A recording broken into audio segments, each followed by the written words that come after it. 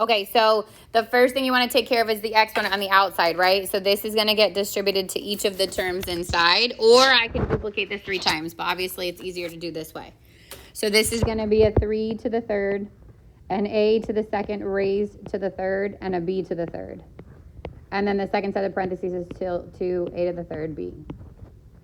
So 3 to the third is 27. A to the second raised to the third, we're raising to a power, so we multiply. That becomes a to the sixth, and then b to the third. And then we're multiplying, so we add we're going to multiply the coefficients. So 2 times 72, 27 times 2 is 54. And then a to the sixth gets multiplied together with a to the third. We add those exponents, so it's a to the ninth. And then b to the third gets multiplied by b. That would technically be to the first. So we add those exponents and we get b to the fourth. Good? Yeah, okay. Any other questions from the first page? All right, page 2. Yeah. Could you do 8? Sure. Okay, so 8. Same thing with these exponents, except they're only going to what's inside the parentheses. So 3 is going to go to that. That could be treated as a negative a or a -1 and then an a. You can separate it out if you want. But because it's negative, right, and we're raising it to an odd power, it's going to stay negative. So this a on the front is still here. And then this would be negative a to the third, but the negative can either stay with it on, because it's odd, it doesn't matter. You can keep it on it, or you can put the parentheses, it doesn't matter. Then the b is going to get multiplied, the 3 is going to get multiplied by the 2 because you're raising that power to a power, so that becomes b to the 6th. Plus 2 is the power on the 2, so that's 4.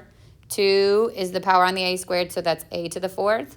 And 2 goes to the power of b to the 3rd, so that's b to the 6th. Now I'm going to multiply these out. I have an a times a negative a to the 3rd, and that's a to the 1st technically. So this is negative a to the 4th, b to the 6th, plus 4a to the 4th, b to the 6th. Because the bases and the exponents are the same, right? They're both an a to the 4th and a b to the 6th. I can actually combine these. This would be a -1 and a +4, which means this would be 3a to the 4th, b to the 6th.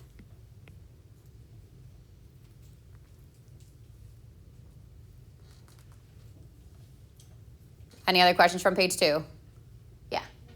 9. I'm going to rewrite it down here. So I'm going to distribute the exponents as I rewrite. 2 to the 3rd, x to the 3rd. Distribute here. X to the 2nd, y to the 2nd, plus distribute here. 2 to the 2nd, x to the 2nd, y to the 2nd. And then a negative x to the 3rd is a negative x to the 3rd because it's an odd power. Now work out your constant or your coefficients. So this is 8x to the 3rd times x squared, y squared. This is 4x squared, y squared, negative x to the 3rd. Now I'm going to multiply these together. So 8 is the only coefficient. X to the 3rd times x to the 2nd will be x to the 5th. And there's only the y to the 2nd. Then I'm going to work on these two. 4 and a -1 would be a -4. X to the 2nd and x to the 3rd is x to the 5th. And then y to the 2nd. And then you've got a +8 and a -4, but they're both x to the 5th, y to the 2nd, so I can combine these into 1, and I'd get 4x to the 5th. Yeah, y to the 2nd. You could have just added 6 and 5 and 5 times 6 to get... You're on 10. I'm doing 9. Oh. Yeah. Yes, that is correct. That was a much shorter problem. Right? Is that what you're talking about? Yeah, this is 9. So 15, if you look at them, they all have the same base. They all have the base that is 3. And what we tend to do when you see a numeric base is multiply them out. Remember, we don't change the base when you're multiplying, right? You only add the exponents. So that 3, the base of the 3 is going to stay. And then we're going to add all of these exponents. There's really a 1 here. So it's w plus 5 minus w plus 1. So I'd get 3. The w's end up canceling out. And then what's left is 3 to the 6th. So if this was your quiz, you would leave it as 3 to the 6th because you will not have a calculator. If it was like standardized test or something like that, in which you had your calculator, then you'd actually multiply that out. Landon. What's the answer to number 11, negative 12, x to the 7th. Okay, so then 16 is similar to 15, right? The bases are all 2, so you want to keep the base the same, and you want to add together all the exponents. 5 plus b plus 3 but plus b, 3 minus b. So my 2 stays. I have b minus b. They cancel out. 5 plus 3 is 8, plus 3 is 11.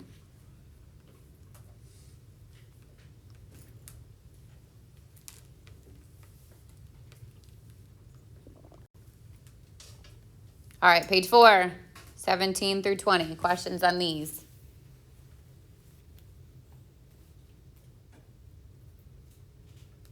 Yeah. 19. All right, so we're going to distribute the exponents. This time a 3 is going on a negative 2, so it's going to be a negative 8. The 3 is going to get multiplied by the 3 on the x, so this is x to the 9th.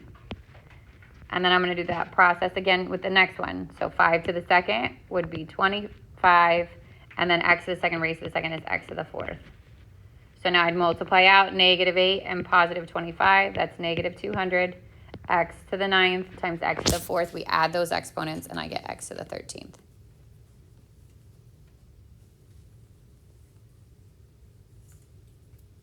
Everybody's good? Yeah?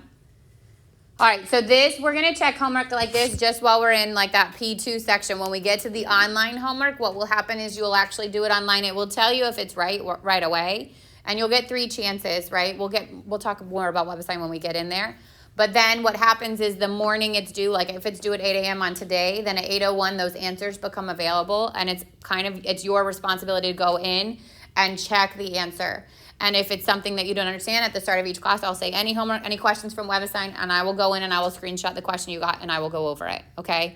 So we're gonna check PDF homework like this, but then when we get into WebAssign, your job's gonna go to go back and check your answers on WebAssign.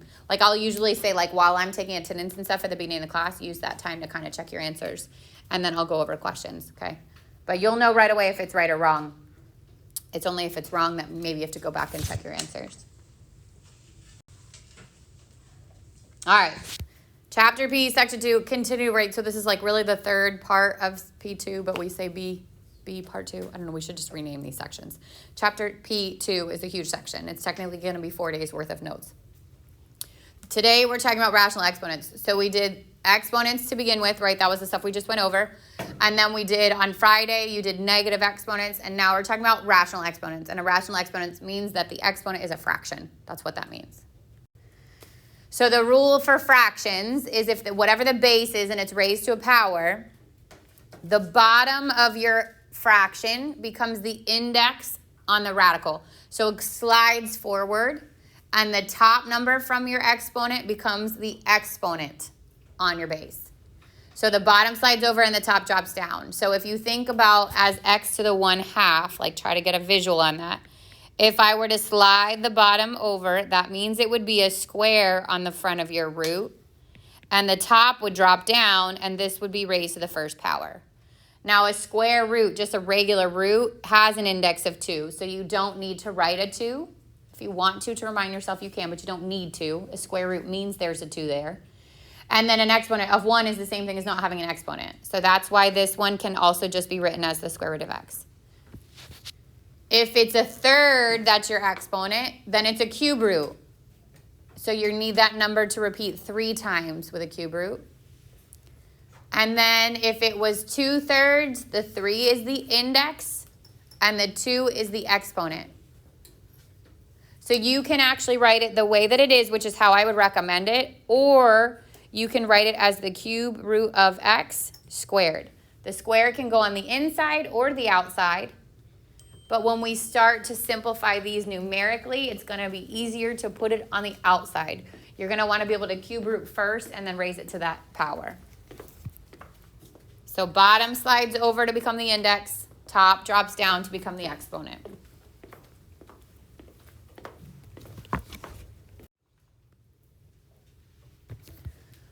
All right, so if we didn't know, obviously I would say to start programming yourself for a half and a third to know that that's just a square root and a third root, a cube root. But if you didn't, you would just take this. The 2 is going to slide over to become the index. So this is the square root of 4 raised to the first power. What's the square root of 4? 2. What's 2 raised to the first power? 2, okay? So I think halves and thirds are easy to look at and say, okay, that really just means square root. Square root of 4, which means my answer is 2. So you can do that with the 1/2 and the 1/3. Even a 1/4, that would be a 4th root.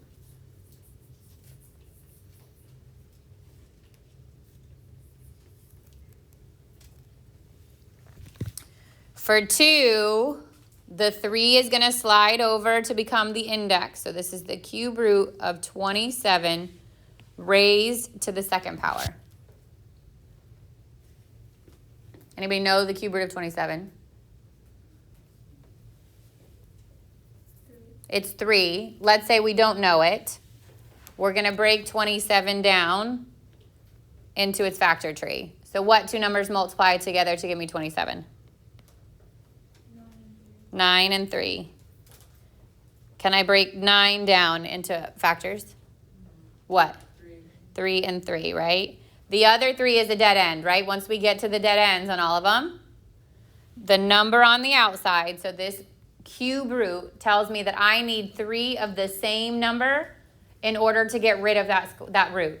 So because there is 1, 2, 3 3s, the cube root of 27 is 3. And then we have to square it, and we get 9.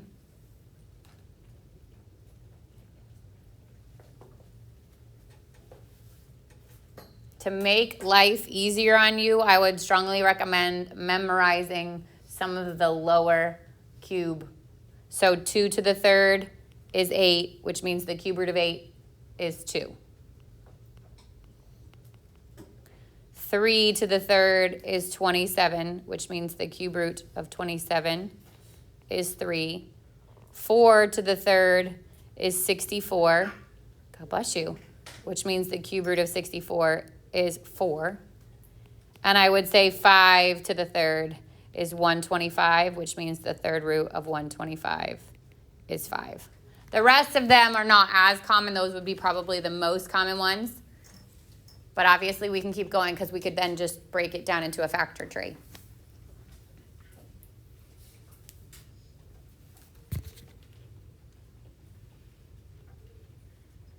All right, look at 3. What's happening now?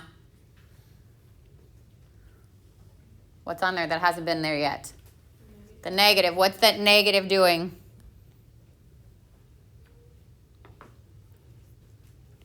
What's a negative exponent tell you have to do to that?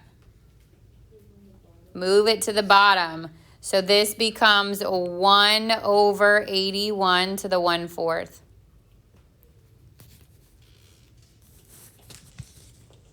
And a 1/4 is the same as what?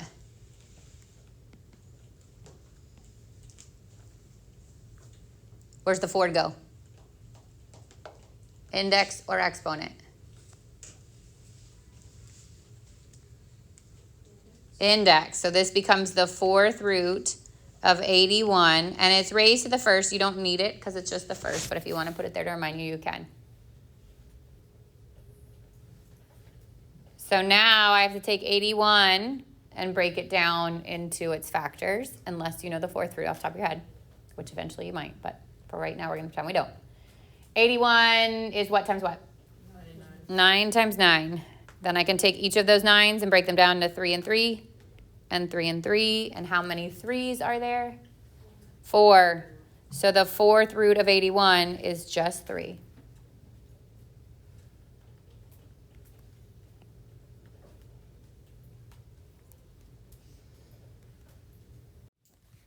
All right, 16 to the 3/4. So the 4 slides over again. The 4th root of 16 raised to the 3rd power. 16 breaks down into 2 and 8, 2 and 4, 2 and 2. How many 2s are there? 4, which means I bring 1, 2 out to get rid of the radical. But at this time, I've got to raise it to the third power, and 2 to the third is what? 8. Good. All right, so that first one's got a negative on it, right? So I'm going to make this 1 over 1,000 to the 2/3. The 3 slides over to become the index. And then the 2 is the exponent. So 1,000 could be 10 times 100. 100 can break down to 10 and 10. If you do it that way, you get your 3 tens, then I know it's 10. And 10 squared would be 100. If you kept going with your tens, you could have gotten 2 and 5, because this is prime factorization. You would technically keep going. 2 and 5 and 2 and 5 and 2 and 5. Now there are 3 2's there, so we would bring 1 2 to the outside of the radical. And there are 3 5's. We would bring 3 5's to the outside of the radical. And you'd still end up with 10 as the cube root of 1,000. So we're going to do more with those square roots tomorrow, but don't forget those rules, right? If you keep going on it, every time you get 3, because it's a cube root, every time you get 3 of something, you would bring it to the outside of the radical. If you bring more than one number out, you multiply them. Okay, tomorrow we're going to talk about what happens if there's ones left under too. How many of you got that one right? Okay, good. All right, what's the difference between the positive 1,000 and like the negative 100 on 6? Without parentheses. What does that mean? Good. That negative gets added on at the end. So I'm actually going to do 100 to the 1/2, which means square root of 100, which means 10. And then I put the negative on it. So if it's not in parentheses, the same rules apply as though it would be squared. That negative gets added on to the front. If it was, I think there's one down there. Yeah, we'll get to it. Actually, I'm going to skip to 8 and then I'll go back to it. If it's in the parentheses with it, that negative 100 goes underneath the square root. Can you square root a negative number? No. There's no number that when multiplied by itself produces a negative number, right? They have to have the same sign. So this is no solution. You could put NS, you could put a 0 with a strike through, okay? No solution. No real solution. We're going to learn about I's later, but no real solution for now, okay? If it's an odd index, you can do it because a negative times a negative times a negative will give you a negative. But if it's even, you cannot. So given that it's odd, if we look at 7, this is the cube root of negative 64 raised to the second power. Now the cube root of 64 we said was 4, but it's negative, right? So this would be a negative 4 because negative 4 times negative 4 times negative 4 is going to give you a negative 64. But then we square it anyway, so that negative goes away, and I end up with a positive 16. So be really careful with your signs here. People tend to make silly mistakes with the positive and negative signs on this stuff.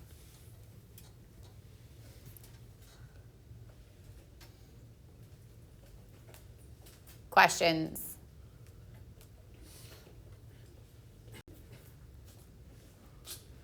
All right, look at 9. So the cube slides over. This would become the cube root of 27 to the 4th. What's the cube root of 27? 3. And then I'd get 3 to the 4th. And 3 to the 4th. This is 27 times 4 is 81.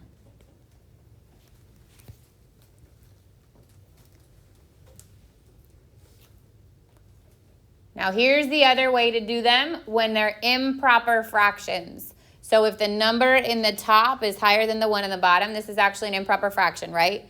What is 4/3 in mixed number form? 1 1/3. So if this is 1 1/3 as an exponent, I can actually, I could split that up and I can say this is 27 to the 1st times 27 to the 1/3. Because when we multiply, we would add. So if we're going to separate them out, We're going to multiply. And then I can say this is 27 times, what's the cube root of 27? So 27 times 3 is 81. And you could do that either way. So you could put it in mixed number form. You could separate it out and then multiply it out at the end. Or you could do what we did the first time. Slide the index over, drop the exponent down. So I'm going to do the same thing with 10. I'll do both ways. The first way would be the square root of 64 raised to the third power. What's the square root of 64? 8. 8 to the third, we know 8 times 8 is 64. 64 times 8 is 512.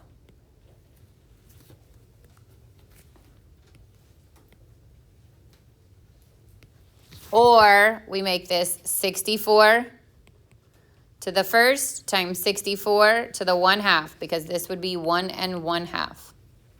And that would be 64 times 8, which still gives us 512.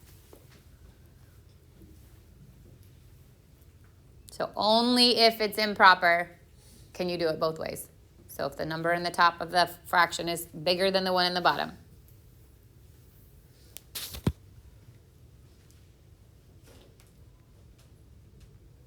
All right, 11, we're back to the negative, so I'm going to make this 1 over negative 32 to the 4/5. So remember, when you move the exponent, the signs don't change on the base, so that still stays a negative 32.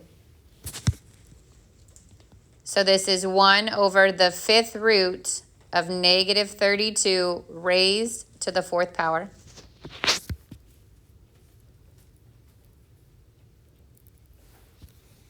If it's an odd power on the outside and a negative underneath, can it be done? Yes. So we're going to keep going. So 32, 2 and 16, 2 and 8, 2 and 4, 2 and 2. And there are 1, 2, 3, 4, 5 2s. So the 5th root of negative 32 is a negative 2. And then we raise it to the 4th. And I get 1 over 16.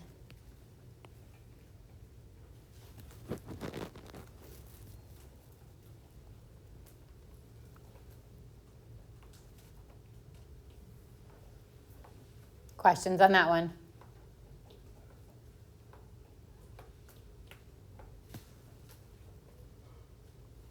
All right, 12.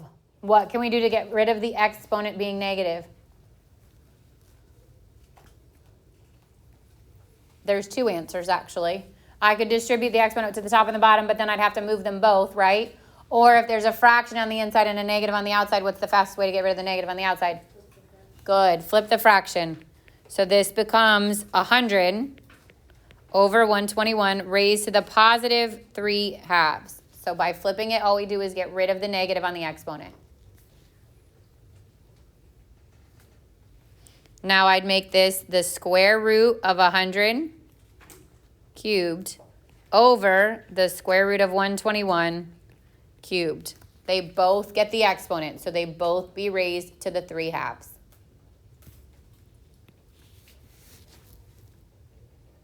What's the square root of 100? 10. 10 to the third means 3 zeros, so 1, 2, 3, which is 1,000. What's the square root of 121? 11. Or sorry, 11. And 11 to the third, so we're talking 121 times 11.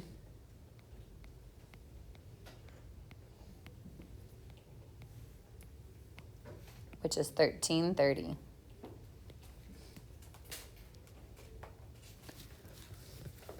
Because it was improper to start with, we also could have separated this out and made it 100 over 121 times the square root of 100 over the square root of 121. So you could have done it that way as well because it was improper to begin with. Ida. Wouldn't it be 13 and 1? Yep. Sometimes adding is hard. Thank you. This is a 1.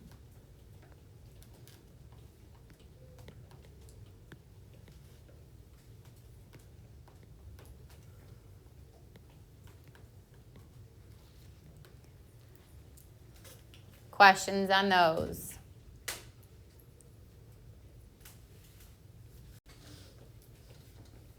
All right, now we're going to combine the rules of multiplying and dividing with our exponents. So what happens when we multiply two that have the same base? What do we do with the exponents? Add them. So we're going to keep the 6 as it is, but then we're going to add 4/3 plus 2/3. And I get 6/3, which is what? 2. What's 6 squared? 36. So when we multiply, we add. What do we do when we divide? Subtract. So the base stays as 125, but my exponent is going to be 7/3 minus 5/3, which is 2/3.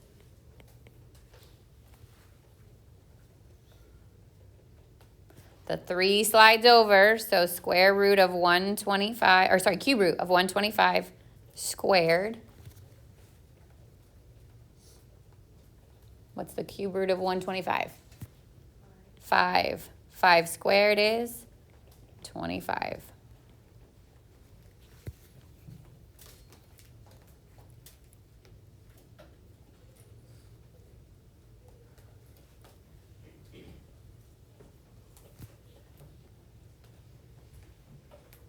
Tell me what's one way to start 15, because there's 2 ways to do it.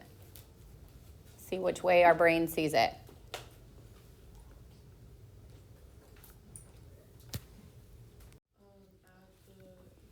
So I would recommend that way, which is add the exponents, right? We're multiplying, so we're going to add. Now, one's positive and one's negative, so we're actually like adding a positive and negative, so we're technically subtracting, right? 17 minus 8, which is what? 9, and 9 over 9 is 1. So this is just r. The other way you could do it is the negative exponent can move this to the bottom. So I could have done r to the 17 over 9 over r to the 8/9. And then because we're dividing, we would subtract our exponents. 17/9 minus 8/9, and you'd still end up with r to the 9/9, which is r to the first. So either way your brain sees that, you could do it either way. I would probably recommend the first way because I think it's a little bit faster. It's one more step to do it the other way, but they both work. They just get more fun, right? Now we're going to have multiple ones within our fractions. So take them step by step. Like here's what you don't want to do is like look at that and freak out because there's a lot going on and then not even be able to get past that first step. Just take it step by step. Especially because we give partial credit, like even if you got to part of it, you would get your partial credit. So you always want to try it. So what is one thing, what's one way to start this? So you can, when by simplify you mean? Like Combine them. So you can add the bottom. That's one way to do it. Any other way? Yeah. You could subtract the exponents, but you'd have to do 3/4 minus 5/4 minus a -2. So that's where it gets a little tricky. What else could you do? Because negatives are where people go so much wrong, what do you think you should do? How could I get rid of that negative exponent? Make it, flip it. Move it. So I would say the more you can get rid of a negative, the faster, the better off you're going to be because people, they make dumb mistakes when you start adding and subtracting negatives and stuff like that. So I would say if you can get rid of it, do it. So because I can move this to the top and it becomes a positive exponent, I would probably recommend that step. It's not to say you can't do it the other ways. You could totally do it the other way. But the sooner you can get rid of a negative, the better. Now I would say I would probably work the top. I would combine those two. So z to the 3/4 plus 2. Now that's a 2 over 1. So this time I have to find a like denominator. 3/4. 2 over 1 becomes what over 4?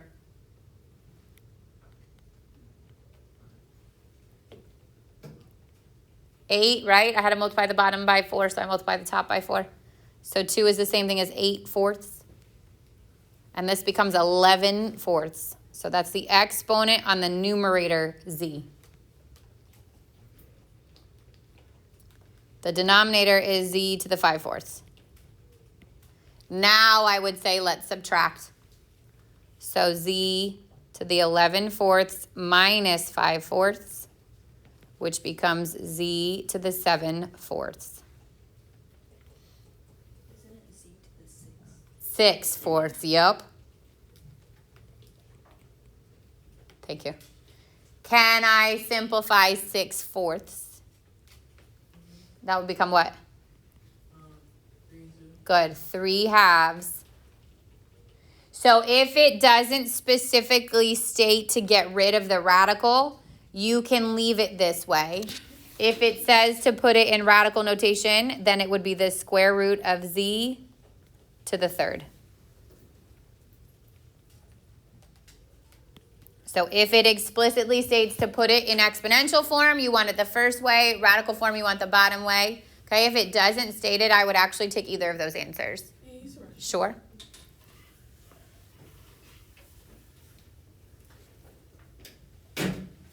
Okay, go to 17. What's one way to start it?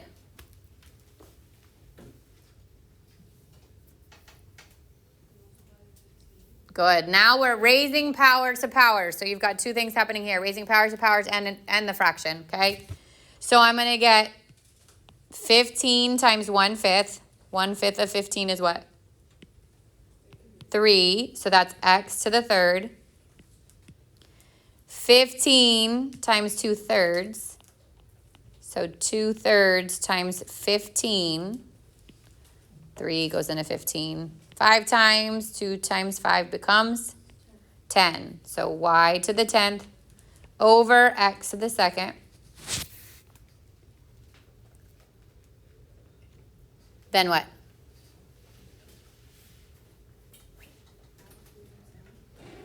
Say again? They have different bases, so those have to be separate. But there is a repeated base in here, right? What's the repeated base? X. So what could I do with those? If there's 3 x's in the top and 2 in the bottom, what happens? You're going to subtract those exponents. So I can either say 2 cancels with 3 of these, leaving just 1, or I could say x to the 3 minus 2. Either way, it is x, y to the 10th.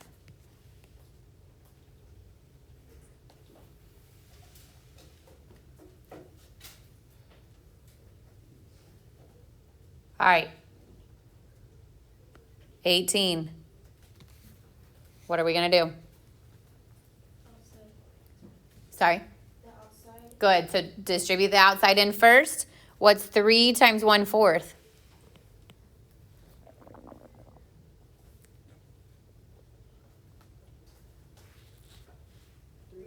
3/4.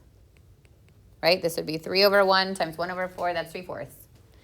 The bottom, I would get 5/4 times 2. 2 is going to go into that 4 twice. And so the bottom is p to the 5/2.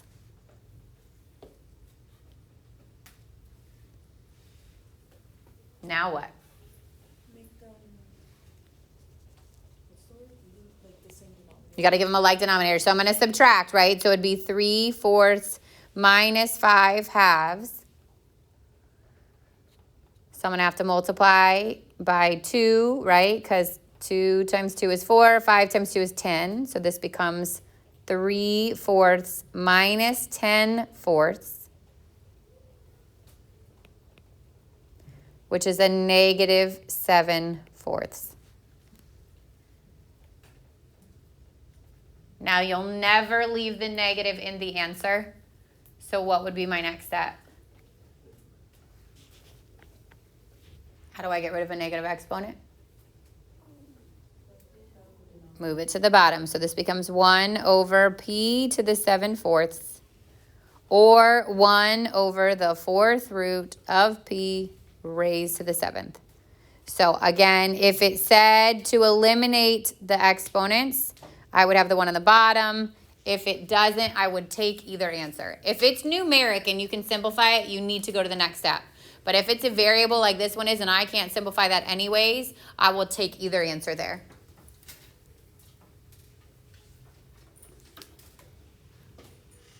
Questions?